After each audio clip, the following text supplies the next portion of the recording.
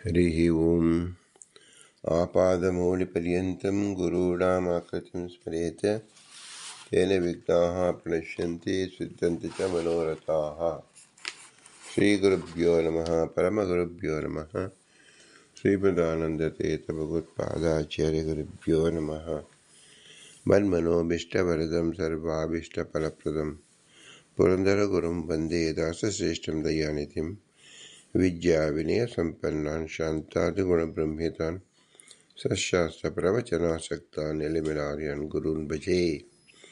पृथ्वीमण्डलमध्यस्याः पूर्णबोधमतानगाः वैष्णवाः विष्णुहृदयाः तान् नमस्ये गुरुमम। हरिः ओम्। ಶ್ರೀಶಾಹ ಪಾಹಿ. ಅನಂತಕೋಟಿ ಬ್ರಹ್ಮಾಂಡ ನಾಯಕ ಎಂಬುದು ಶ್ರೀ ಪುರಂದರದಾಸರು ರಚಿಸಿದ ಭವ್ಯ ಗ್ರಂಥ. ಶಾಸ್ತ್ರ ಪ್ರಮೇಯಗಳು. ಸಾಧಕರ ದಿನಚರಿ 180 ಗಜ್ಜೆ ಮನೆಗಳು. ನಾವು 82ನೇ ಗಜ್ಜದಿಂದ 92ನೇ ಗಜ್ಜೆಯನ್ನು ನೋಡುತ್ತಿದ್ದೆವು. ಅಕ್ರೂರ ವರದ, ಅಂಬರೀಷ ವರದ, ನಾರದ ವರದ, ಪ್ರಹ್ಲಾದ ವರದ, ಗಜೇಂದ್ರ ವರದ, ಮುಚುಕುಂದ ವರದ, ಧ್ರುವ ವರದ, ವಿಭೀಷಣ ವರದ, ಪುಂಡರೀಕ ವರದ ಮತ್ತು ಪರಾಶರ ವರದ ಎಂಬ 10 ಜನ ವರದರನ್ನು ಶ್ರೀ ಪುರಂದರದಾಸರು ಚಿಂತಿಸುವ ಮೂಲಕ ಇದು ಜೀವ ಪ್ರಕರಣ ಎಂದು ತಿಳಿಸಿಕೊಟ್ಟಿದ್ದಾರೆ. ಜೀವರು ಅನಂತ ಸಂಖ್ಯೆಯಲ್ಲಿರುವುದರಿಂದ ಜೀವಗಣ ಅನಂತಗಣ. ಅನಂತ ಸಂಖ್ಯೆಯಿರುವ ಜೀವರು ಸದಾ ಹರೇರನುಚರಾಹ ನೀಚೋಚ್ಚ ಭಾವಂ ಗತಃ. ಜೀವರ ಮುಖ್ಯ ಲಕ್ಷಣ ಹರೇರ್ ಅನುಚರಾಹ ಎಂಬುದು ನೀಚೋಚ್ಚ ಭಾವಂ ಗತಃ, ತಾರತಮ್ಯೋಪೇತವಾಗಿದ್ದಾರೆ. ಜೀವರಲ್ಲೇ 3 ವಿಧವಾಗಿದೆ, ಉತ್ತಮರು, ಮಧ್ಯಮರು ಮತ್ತು ಅಧಮರು ಎಂದು. ಮತ್ತು ಜೀವರಲ್ಲದೆ ಜಡ ಮತ್ತು ಭಗವಂತ ಒಟ್ಟು 3 ಪದಾರ್ಥಗಳಿಂದ 5 ಭೇದಗಳು, ಪಂಚಭೇದ ತಾರತಮ್ಯವೇ ಪುರುಷಾರ್ಥಗಳು, ಪುರುಷಾರ್ಥ ಸಾಧನೆಗೆ ಹೇತುವಾದದ್ದು.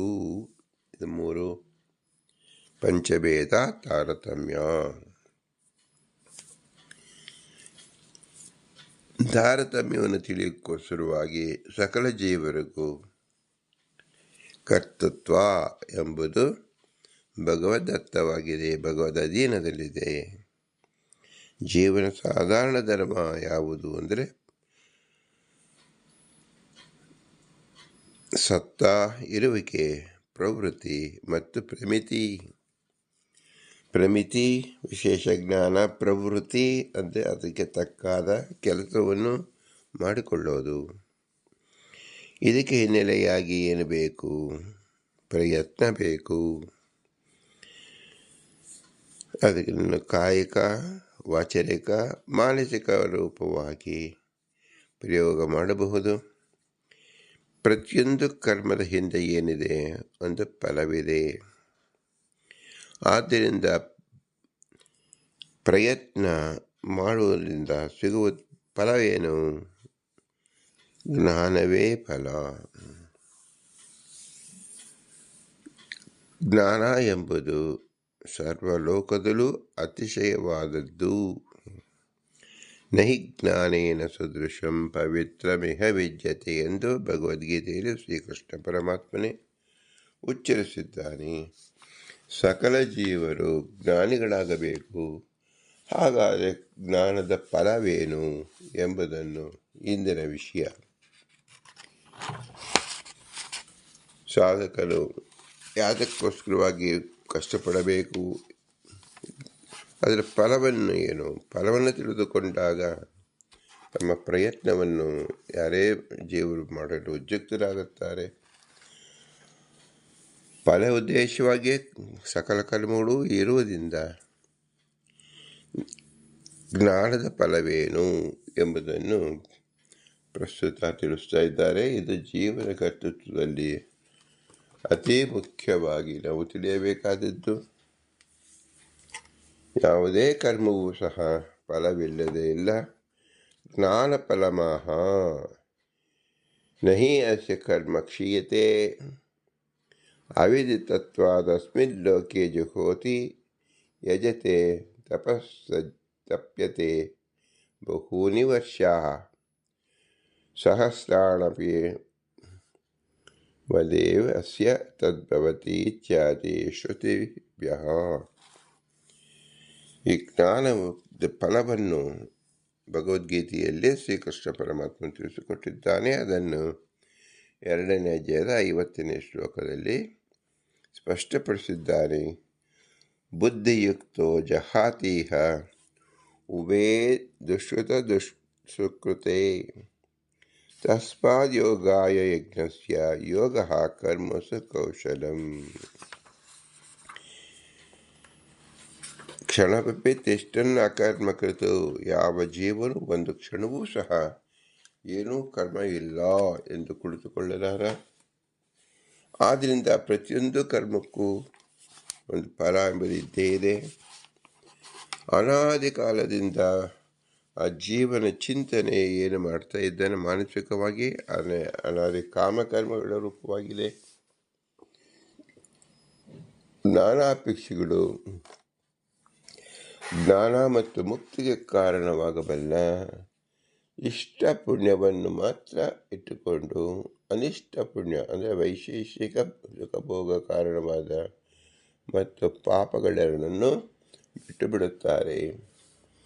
ಆದ್ದರಿಂದ ಅರ್ಜುನ, ನೀನು ಸಹ ಇಂತಹ ಜ್ಞಾನ ಸಾಧನಕ್ಕಾಗಿ ಪ್ರಯತ್ನ ಪಡು.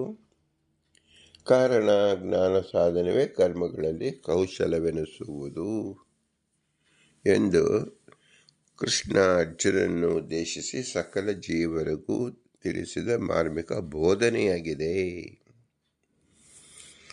ಇದನ್ನು ಶ್ರೀಮದಾನಂದ ತೀರ್ಥರು ಶ್ರೀ ವೇದವ್ಯಾಸರ ವಾಕ್ಯವನ್ನೇ ಅನುಸರಿಸಿ ಭಾಷ್ಯವನ್ನು ನಮಗೆ ತಿಳಿದುಕೊಳ್ಳಲು ಅರ್ಥ ಸಂಗ್ರಹವನ್ನು ಮಾಡಿದ್ದಾರೆ.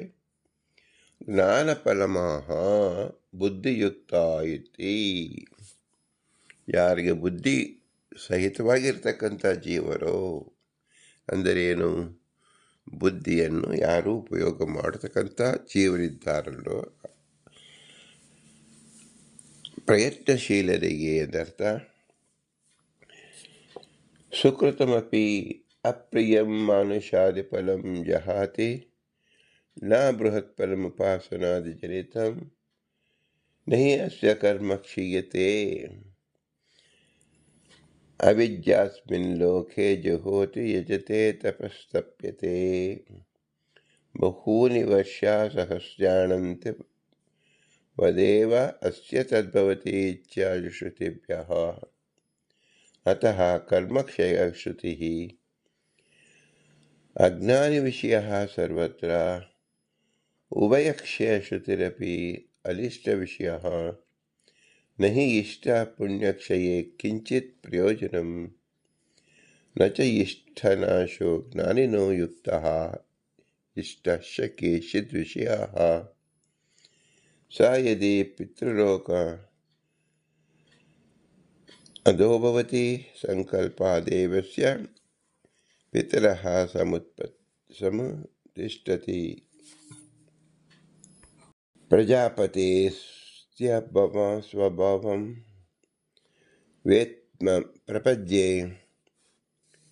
ಯಶೋ ಅಹಂ ಭವಾನಿ ಬ್ರಾಹ್ಮಣಾನಾಂ ಸ್ತ್ರೀಭಿಃ ಯಾನ್ಯೇವ ಅಸ್ಮತ್ ಹಿ ಏವ ಆತ್ಮನೋ ಯಜ್ಜತ್ ಕಾಮಯತೆ ತಸ್ಯ ಸೃಜತೆ ಕಾಮಾನ್ನಿ ಕಾಮರೂಪಾನ್ ಸಂಚರನ್ ಸ ಏಕದಾ ಭವತಿ ಇತ್ಯಾದಿ ಶ್ರುತಿಭ್ಯಃ. ಬಹುತ್ವೇ ಅಪ್ಯಾತ್ಮಸುಖಸ್ಯ ಪುನರಿಷ್ಟಿತ್ವಾತ್ ಕರ್ಮಸುಖೇನ ವಿರೋಧಃ ಅನುಭವಶ್ಚ ಶಕ್ತಿಶ್ಚ ಈಶ್ವರಪ್ರಸಾದಾತ್ ಶ್ರುತೇಶ್ಚ ನ ತ ಶರೀರಾಪಾತಾತ್ ಪೂರ್ವಮೇವ ತತ್ ಸ ತತ್ರ ಪರ್ಯತಿ ಏತದಾನಂದಮಯಾತ್ಮಾನಂ ಉಪಸಂಕ್ರಮ್ಯ ಇತ್ಯಾದಿ ಉತ್ತರಶ್ರವಣಾತ್. ಅಪ್ರಿಯವಾದ ಪುಣ್ಯ ಪಾಪದಂತೆ ಇದರಿಂದ ಮತ್ತೆ ಮತ್ತೆ ನಾನಾ ಯೋನಿಗಳಲ್ಲಿ ಜನ್ಮ ಅಂದರೆ ನಿಷ್ಕಾಮ ಕರ್ಮದ ಉಪಾಸನೆ, ಇದರಿಂದ ಬರುವ ಮೋಕ್ಷರೂಪ ಫಲಹೇತು ಪುಣ್ಯವನ್ನು ಕಳೆದುಕೊಳ್ಳುವುದಿಲ್ಲ. ಬ್ರಹ್ಮಜ್ಞಾನವಿಲ್ಲದೆ ಮಾಡಿದ ಪುಣ್ಯ ಯಜ್ಞವಾಗಲಿ, ದಾನವಾಗಲಿ, ತಪಸ್ಸಾಗಲಿ ಇವುಗಳಿಂದ ನಾಶ ಹೊಂದುತ್ತದೆ. ಅಂದರೆ ಬ್ರಹ್ಮಜ್ಞಾನದಿಂದ ಬರುವ ಪುಣ್ಯಕ್ಕೆ ನಾಶವಿಲ್ಲ ಎಂದರ್ಥ. ನಾಸ್ತಿ ಅಸ್ಯ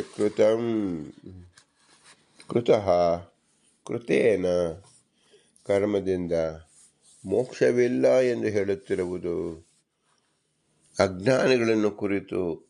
ಅದರ ಸರಿಯಾದ ಅರ್ಥ ಬ್ರಹ್ಮಜ್ಞಾನವಿಲ್ಲದೆ ಮಾಡಿದ ಕರ್ಮದಿಂದ ಮೋಕ್ಷವಿಲ್ಲ ಎಂದರ್ಥ.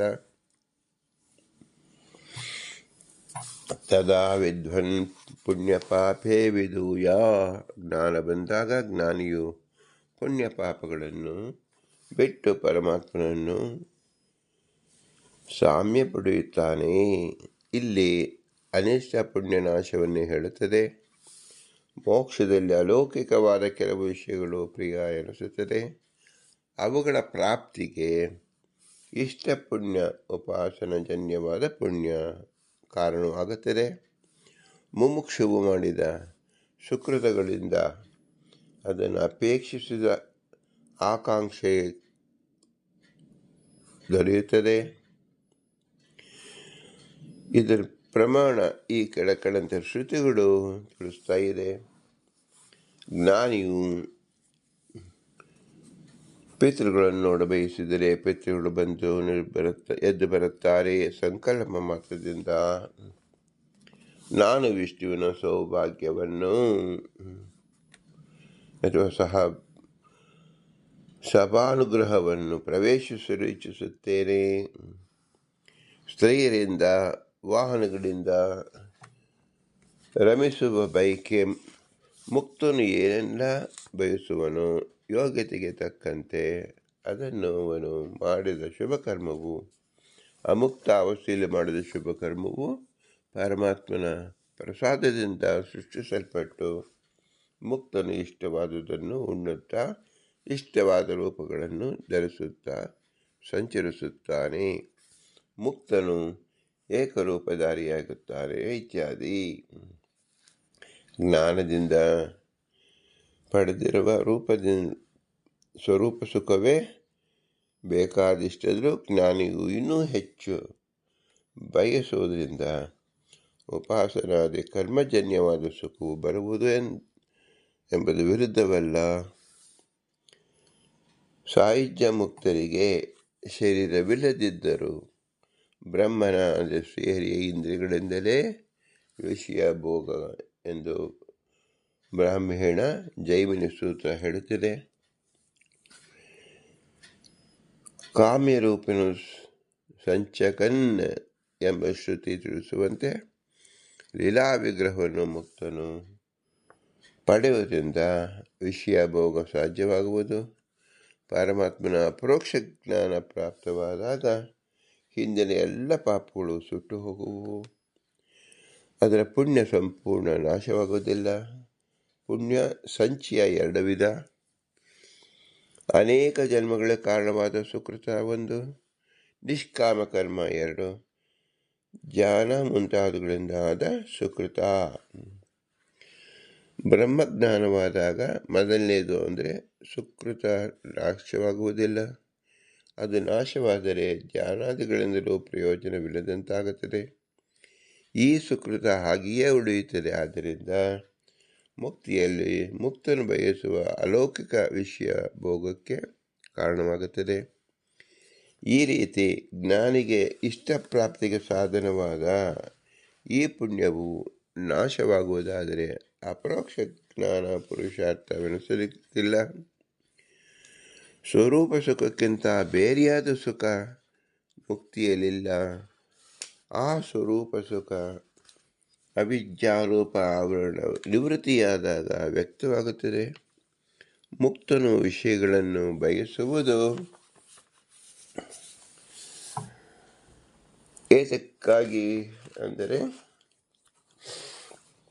ಜೀವನ ಸ್ವರೂಪಕ್ಕೆ ಕೇವಲ ಅವಿದ್ಯೆ ಮಾತ್ರ ಆವರಣವಲ್ಲ, ಈಶ್ವರನ ಇಚ್ಛೆಯೂ ಆವರಣ. ಅದೇ ಜೀವಾಚಾರಿಕ ಮತ್ತು ಪರಮಾಚಾರಿಕ ಎಂಬುದು ಜ್ಞಾನೋತ್ತರ ಕಾಲದಲ್ಲಿ ಮಾಡಿದ ಕರ್ಮಗಳಿಂದ ಪ್ರಸನ್ನನಾದ ಶ್ರೀಹರಿಯು ಇವನಿಗೆ ಸ್ವರೂಪ ಆನಂದದ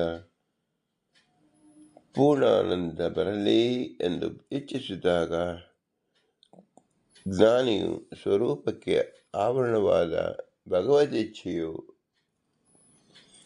ಕಳಿಸಲ್ಪಡುತ್ತದೆ.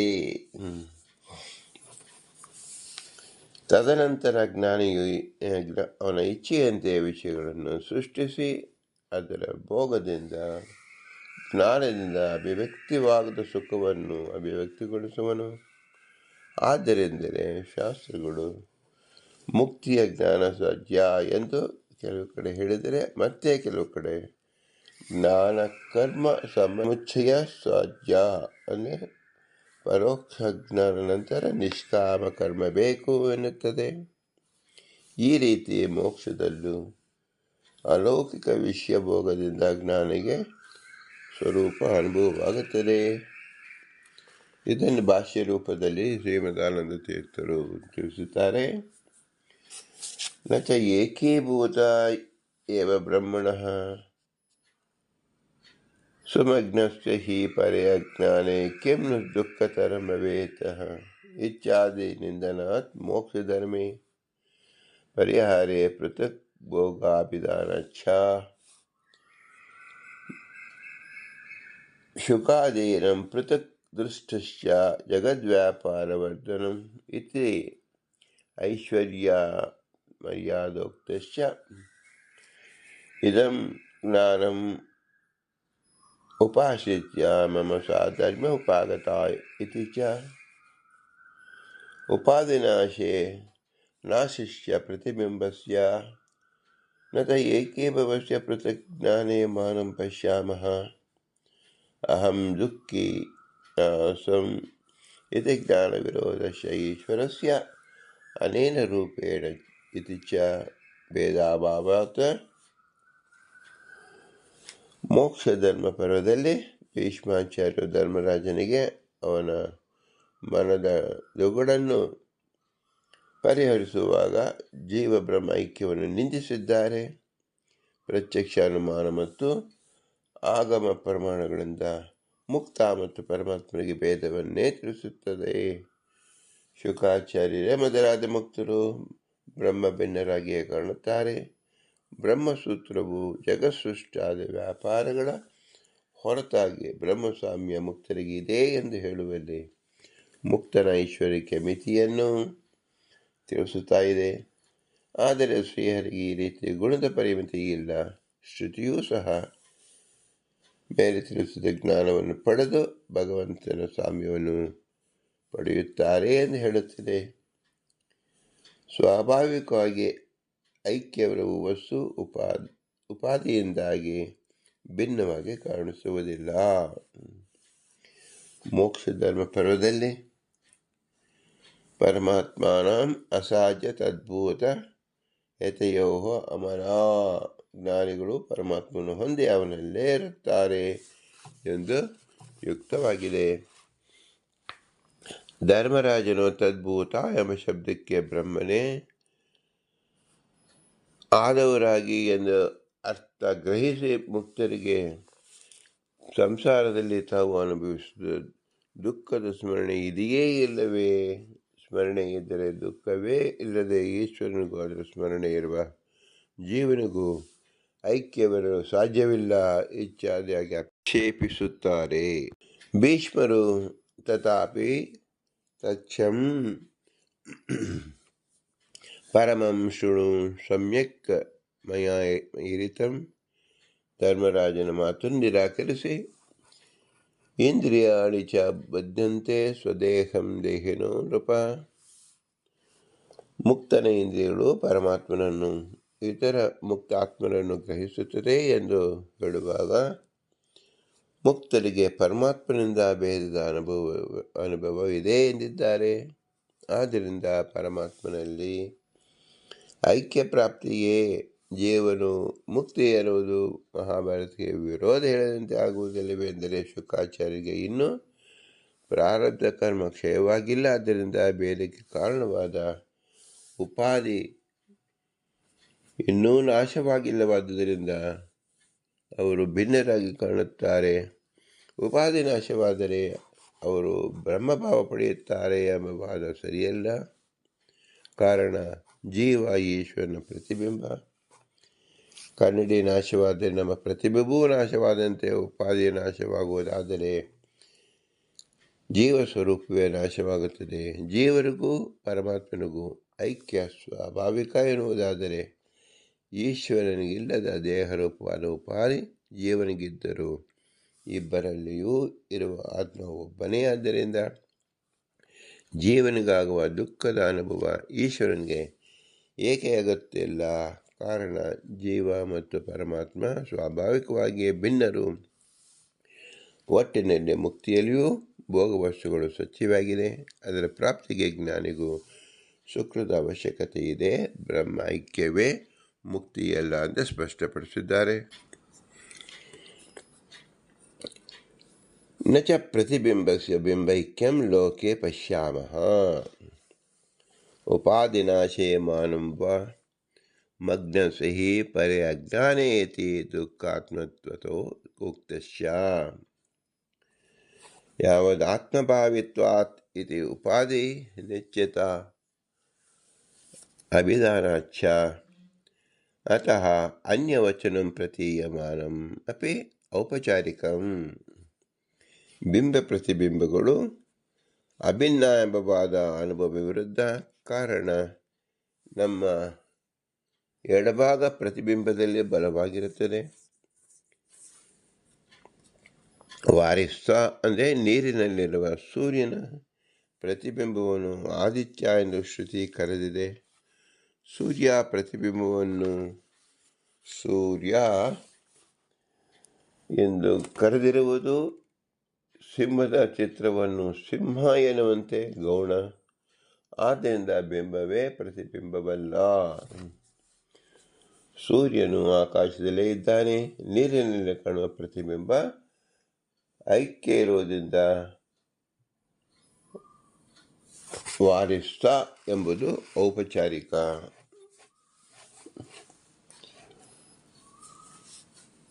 ದೃಷ್ಟಾಶ್ಚತೆ ಭಗವತೋ ಭಿನ್ನಾಃ ನಾರದೇನ ಪ್ರತಿಶಾಖಂ ಚ ಸ ಏಕದಾ ಇತ್ಯಾದಿಷು ಭೇದೇನ ಪ್ರತೀಯಂತೆ. ವಿರೋಧೇ ತು ಯುಕ್ತಿಮತಾಂ ಏವ ಬಲವತ್ವಂ ಯುಕ್ತಿಯುಕ್ತಾಶ್ಚ ಶೌಚ್ಯ ಮಗ್ನಸ್ಯ ಹಿ ಇತ್ಯಾದಯಃ. ಅಥೋ ಜಲೆ ಜಲ ಏಕೀಭಾವವತ್ತು ಏಕೀಭಾವಃ ಉಕ್ತಂ ಚ ಯಥಾ ಉದಕಂ ಶುದ್ಧೇ ಶುದ್ಧಂ ಯಥಾ ನದ್ಯಾಃ ಇತ್ಯಾದೇಃ. ತತ್ರಾಪಿ ಅನ್ಯೋನ್ಯ ಆತ್ಮಕತ್ವೇ ವೃದ್ಧಿಸಂಭವಃ ಅಸ್ತಿ ಚ ಈಶತ್ ಸಮುದ್ರೇ ಅಪಿ ವಾರಿಮಹತ್ವಾತ್ ಅನ್ಯತಾ ದೃಷ್ಟಿಃ. ಸ ಏವ ಆಪೋ ದದೌ ತಸ್ಯ ಸಹ ಋಷಿಃ ಶಂಸಿತವ್ರತಃ ಇತಿ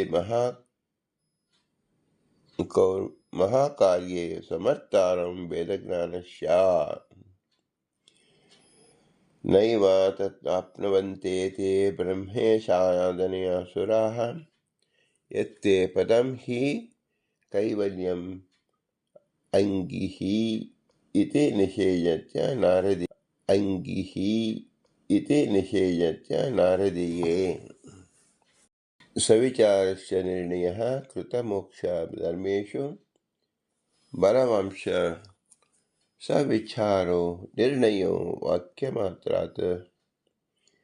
ಅತೋ ಯತ್ರ ನಾನ್ಯತ್ ಪಶ್ಯತಿ ಇತ್ಯಾದ್ಯಪಿ ತದಧೀನ ಸತ್ತಾದಿ ವಚ ಅನ್ಯತಾ ಕಥಂ ಐಶ್ವರ್ಯಾದಿ ಸ್ಯಾತ್ ನ ಚ ತಸ್ಮಾದಾಮಯಂ ಇತ್ಯುಕ್ತಂ.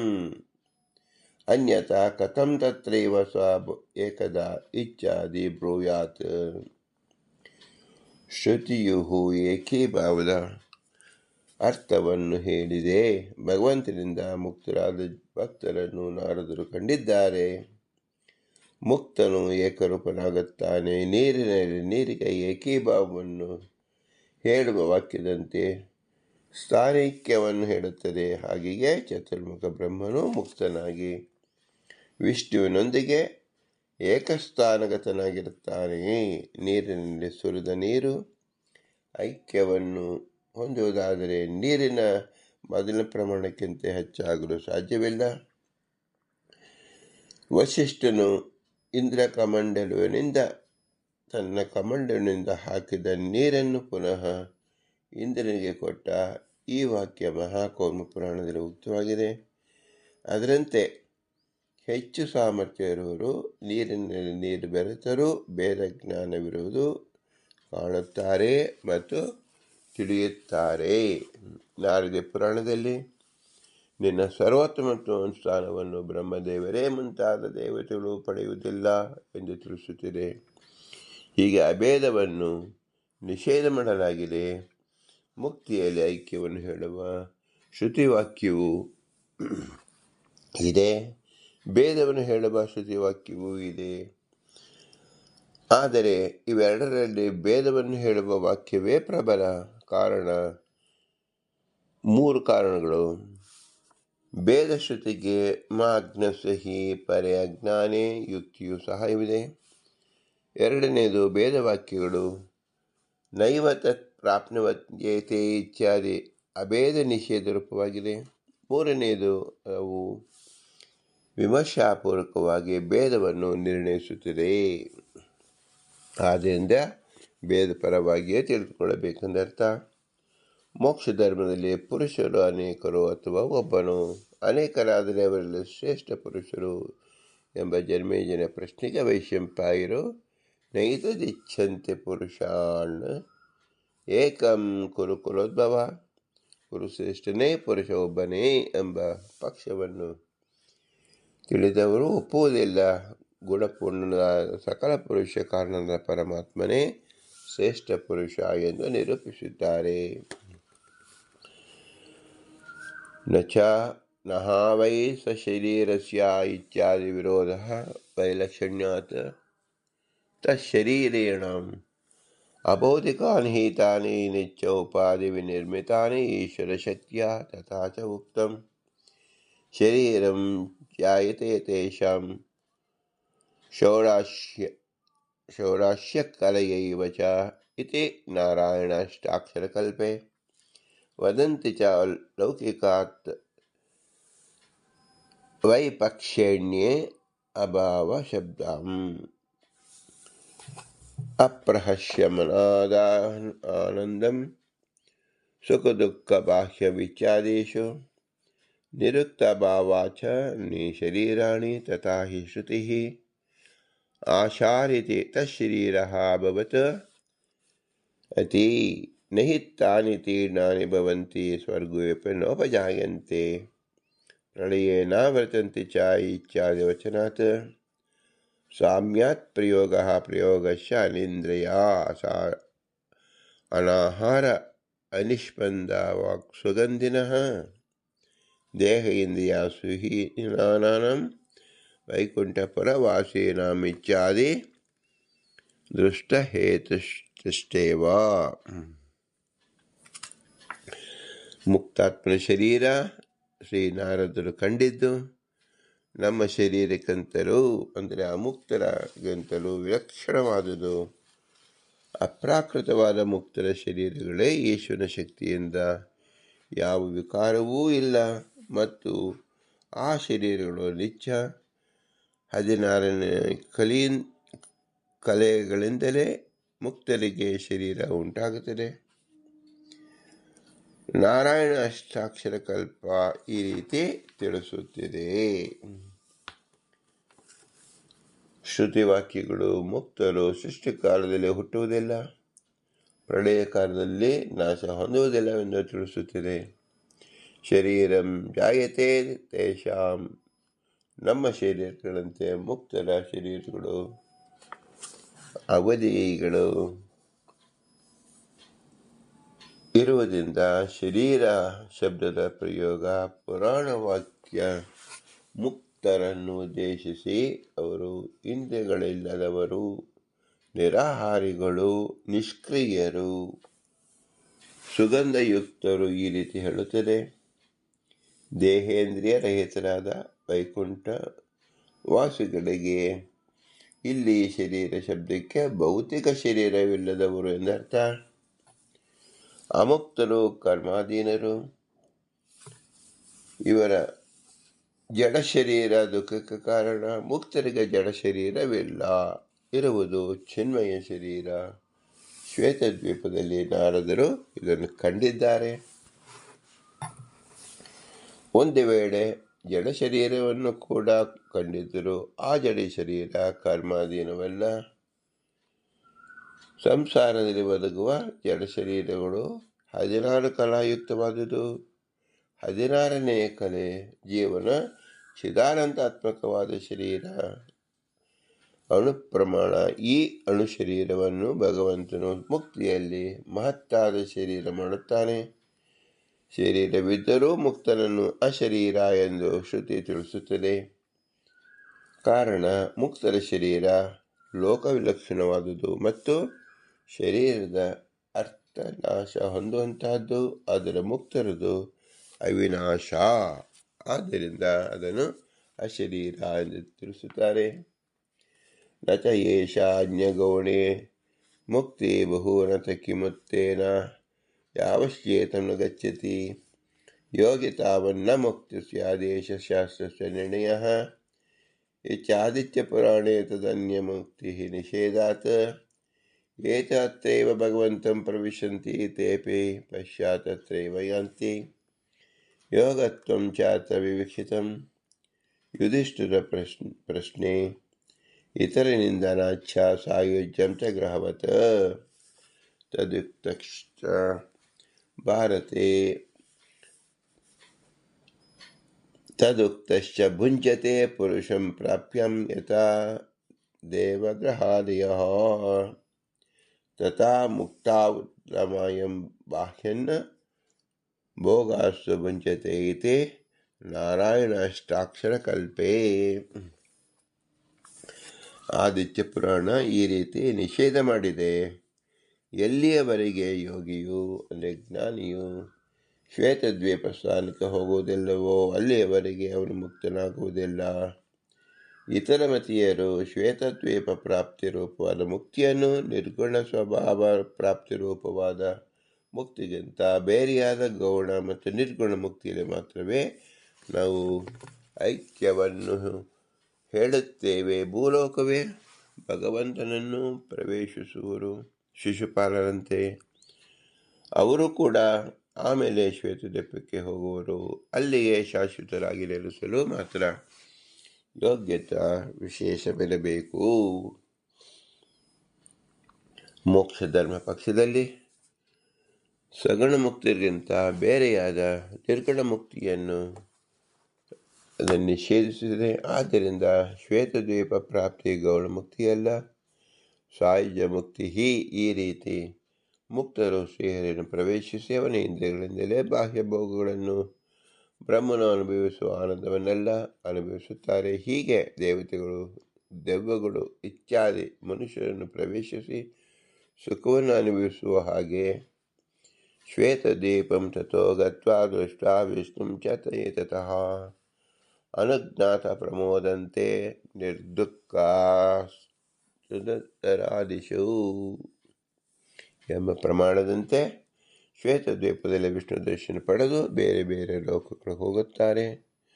ಆದರೆ ಮಹಾಜ್ಞಾನವುಳ್ಳವರು ಅಂದರೆ ಮುಹೂರ್ತಕ್ಕಿಂತ ಹೆಚ್ಚು ಬ್ರಹ್ಮ ಪರೋಕ್ಷ ಪಡೆದವರು ಶ್ವೇತದ್ವೀಪದಲ್ಲಿ ಶಾಶ್ವತವಾಗಿ ನಡೆಸುತ್ತಾರೆ. ಮುಕ್ತಿಯಲ್ಲಿ ಸುಗುಣ ಮುಕ್ತಿ ನಿರ್ಗುಣ ಮುಕ್ತಿ ಎಂಬ ಭೇದವೇ ಇಲ್ಲ. ಇದನ್ನು ವಿಶೇಷ ಆಕಾರವಾಗಿ ಭಾಷ್ಯ ರೂಪದಲ್ಲಿ ಶ್ರೀಮದಾನಂದರು ತಿಳಿಸುತ್ತಾರೆ. ಅತಃ ನಿಷ್ಠಸ್ಯೈವ ವಿಯೋಗಃ ಸಹಸ್ಯೈವ ಸರ್ವಾತ್ಮನ ಅದುಃಖಂ ಸರ್ವಮದುಃಖಂ ವಿವರ್ಜಿತಾಃ ಅಶೋಕಂ ಮಹಿಮಂ ಯತ್ರ ಗತ್ವಾ ನ ಶೋಚತೆ ಇತ್ಯಾದಿ ಶ್ರುತಿಭ್ಯಃ ವಿಶೇಷವಚನಾಭಾವಾಚ್ಚ ಯೇಷಾಂ ತು ಈಶತ್ ಪ್ರತುಷ್ಯತೆ ನ ತೇ ಸಾಯುಜ್ಯ ಪ್ರಾಪ್ತಾಃ ಸ್ವಾಮಿಪ್ಯಾದ್ಯೇವ ತೇಷಾಂ ಅತಃ ಪ್ರಾರಬ್ಧಕರ್ಮ ತೇಷಭಾವಾತ್ ತದ್ಯುಕ್ತಾ ಸಾಯುಜ್ಯಂ ಗಚ್ಚತಿ ತಚ್ಚೋಕ್ತುಂ ಸಂಕರ್ಷಣಾದಯಃ ಸರ್ವೇ ಸ್ವ ಅಧಿಕಾರಾಂತರಂ ಪ್ರವಿಶಂತಿ ಪರಂ ದೇವಂ ವಿಷ್ಣುಂ ನಾಸ್ಯತ್ರ ಸಂಶಯಃ ಇತಿ ವ್ಯಾಸಯೋಗೇ ಅತಃ ಅನಿಷ್ಟ್ಯಸ್ಯ ಸರ್ವಾತ್ಮನಾ ವಿಯೋಗಃ ಪರಬ್ರಹ್ಮತ್ವಂ ಇಚ್ಛಾಮಿ ಪರಬ್ರಹ್ಮಂ ಜನಾರ್ದನಃ ಇತ್ಯಾದಿನ ಬ್ರಹ್ಮಾದಿರಪಿ ಪ್ರಾರ್ಥಿತತ್ವಾತ್ ನ ಮೋಕ್ಷಸದೃಶಂ ಕಿಂಚಿದೈಕಂ ವಾ ಸುಖಂ ಕ್ವಚಿತ್ ಋತಯ ವೈಷ್ಣವಮಾನಂದಂ ವಾಗ್ಮನಗೋಚರಂ ವಹತ್ ಇತ್ಯಾದೇಶ ಬ್ರಹ್ಮಪರಾಧಿಕತಮಂ ಸುಖಂ ಚ ಮೋಕ್ಷಂ ಇತಿ ಸಿದ್ಧಂ ಅತೋ ಯೋಗಾಯ ಯಜ್ಞಸ್ಯ ಜ್ಞಾನೋಪಾಯ ತದ್ದಿಹಿ ಕರ್ಮಕೌಶಲಂ. ಮುಕ್ತಿಯಲ್ಲಿ ಸರ್ವತಾ ದುಃಖವಿಲ್ಲವೆಂದು ಶ್ರುತಿಗಳು. ಕೆಳಗಿನ ವಾಕ್ಯದಲ್ಲಿ ಅನಿಷ್ಟ ಪುಣ್ಯ ಮಾತ್ರ ನಷ್ಟವಾಗುತ್ತದೆ, ಆದರೆ ಪಾಪನಾಶ ಸರ್ವಾತ್ಮ ಆಗುತ್ತದೆ. ದುಃಖವಿಲ್ಲದ ಸ್ಥಿತಿ ಮುಕ್ತಿ, ಮುಕ್ತಿಗೆ ಹೋಗಿ ದುಃಖ ಪಡುವುದಿಲ್ಲ ಇತ್ಯಾದಿ ಶ್ರುತಿಗಳು ಸಿದ್ಧಪಡಿಸುತ್ತದೆ. ಯಾರಿಗೆ ಸ್ವಲ್ಪ ದುಃಖ ಕಂಡುಬರುವುದೋ, ಉದಾಹರಣೆಗೆ ಶೇಷಾವತಾರಿ ಲಕ್ಷ್ಮಣ, ಅವರು ಇನ್ನೂ ಮುಕ್ತಿಯನ್ನು ಪಡೆದಿಲ್ಲ. ಆದರೆ ಅಂತಹವರನ್ನು ಮುಕ್ತರೆಂದು ಕರೆಯಲು ಪರಮಾತ್ಮನ ಶ್ರೀರಾಮನ ಸಾಮೀಪ್ಯವೇ ಪ್ರಸ್ತುತ. ಅವರು ಮುಕ್ತರಲ್ಲ. ದುಃಖ ಕಂಡು ಬಂದಿದೆಯಲ್ಲ ಅಂದರೆ ಕಾರಣ ಪ್ರಾರಬ್ಧ ಕರ್ಮ ಅವರಲ್ಲಿ ಇನ್ನೂ ಉಳಿದಿರುವುದರಿಂದ ತಿಳಿಯಬೇಕು.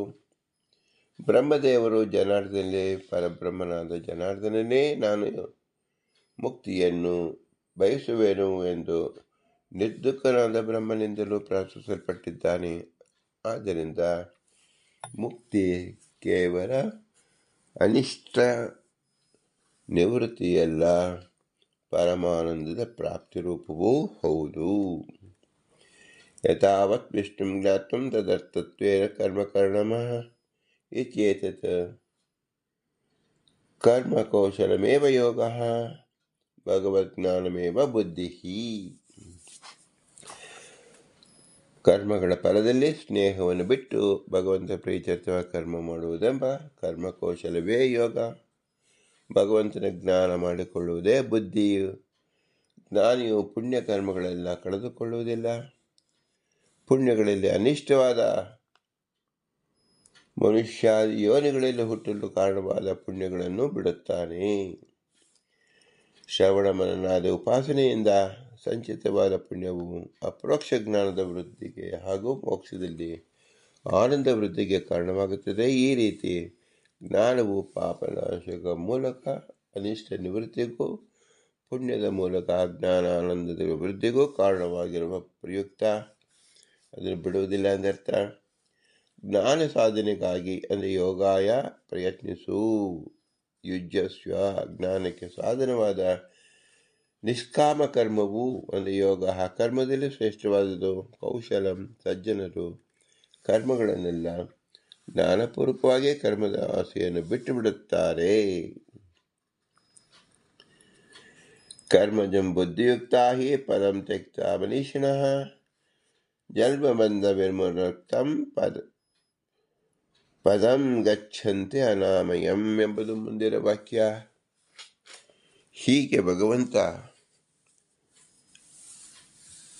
ಅರ್ಜುನ ತನ್ನ ಶಿಷ್ಯನನ್ನು ಉಪಾಸನೆ ಮಾಡುವಾಗ ಅನಿಷ್ಟ ರೂಪವಾದ ಪುಣ್ಯವನ್ನು ಬಿಟ್ಟು ಬಿಡಬೇಕು. ಯಾವ ಪುಣ್ಯ ತಮ್ಮ ಆನಂದ ಅಭಿವೃದ್ಧಿಗೆ ಕಾರಣವಾಗುತ್ತದೋ ಅಂತಹದನ್ನು ಮೋಕ್ಷದಲ್ಲಿ ಅದನ್ನು ಉಪಯೋಗಕ್ಕೆ ಬರುತ್ತದೆ. ಆದ್ದರಿಂದ ಅದನ್ನು ಇಟ್ಟುಕೊಳ್ಳಬೇಕು. ಆದ್ದರಿಂದ ಜ್ಞಾನ ಅತಿ ಮುಖ್ಯ ಸಾಧನ. ಈ ಜ್ಞಾನವೂ ಸಹ ನಾವು ಈ ಲೋಕದಲ್ಲೇ ನಾವು ಸಂಪಾದನೆ ಮಾಡುತ್ತೇವೆ. ಅದು ಆನಂದ ವೃದ್ಧಿಗೆ ಕಾರಣವಾಗುತ್ತದೆ. ಅಲೌಕಿಕವಾದ ವಿಷಯವನ್ನು ನಾವು ಪಡೆಯುತ್ತೇವೆ. ಆದ್ದರಿಂದ ಮನುಷ್ಯ ಜನ್ಮದಲ್ಲಿ ಎಲ್ಲ ಸಾಧಕರು ತಮ್ಮ ಮಿತಿ ಮೀರಿದ ಅಂದರೆ ಅತಿ ಕಷ್ಟಕರವಾದ ಪ್ರಯತ್ನಗಳನ್ನು ಹಾಕಿ ಸಾಧನೆ ಮಾಡಿಕೊಳ್ಳಬೇಕು ಎಂದು ತಿಳಿಸ್ತಾ ಇದ್ದಾರೆ. ಉದಾಹರಣೆಗೆ ಸಂಸಾರದಲ್ಲಿ ವಿಶೇಷವಾದ ಸಂಪತ್ತು ಬೇಕು ಎಂದು ಹೇಳಿ ಓವರ್ ಟೈಮ್ ವರ್ಕ್ ಅಂತ ನಾವು ಕೇಳ್ತೇವೆ. 8 ಗಂಟೆ ಕೆಲಸ ಮಾಡೋರು 16 ಗಂಟೆ ಕೆಲಸ, ಕೆಲವರು 24 ಗಂಟೆ, ಒಂದು ದಿನ ಪೂರ್ತಿಯೂ ಸಹ ತಮ್ಮ ಕಾರ್ಖಾನೆಯಲ್ಲಿ ಕೆಲಸ ಮಾಡಿ ಅಧಿಕವಾದ ವೇತನವನ್ನು ಪಡೆಯುತ್ತಾರೆ. ಅವರ ಸಾಲವನ್ನು ತೀರಿಸಿಕೊಡುತ್ತಾರೆ. ಆ ಸಾಲ ತೀರಿಸಿಕೊಳ್ಳೋದ್ರಿಂದ ಅವರಿಗೆ ಅನಿಷ್ಟ ನಿವೃತ್ತಿ ಆಗುತ್ತೆ ಮತ್ತು ಒಂದು ಅನುಭವ ಬರುತ್ತೆ. ನಾನು ಸುಖವಾಗಿದ್ದೇನೆ, ಈ ಹಣದಿಂದ ನನಗೆ ಸಂಪದ್ಭರಿತನಾಗಿದೆ ಎಂಬ ಮನೋಭಾವವನ್ನು ಹೊಂದುತ್ತಾನೆ. ಇದನ್ನು ನಾವು ನೋಡಿದ್ದೇವೆ. ಹಾಗೆ ಉಪಾಸನೆಯಲ್ಲೂ ಸಹ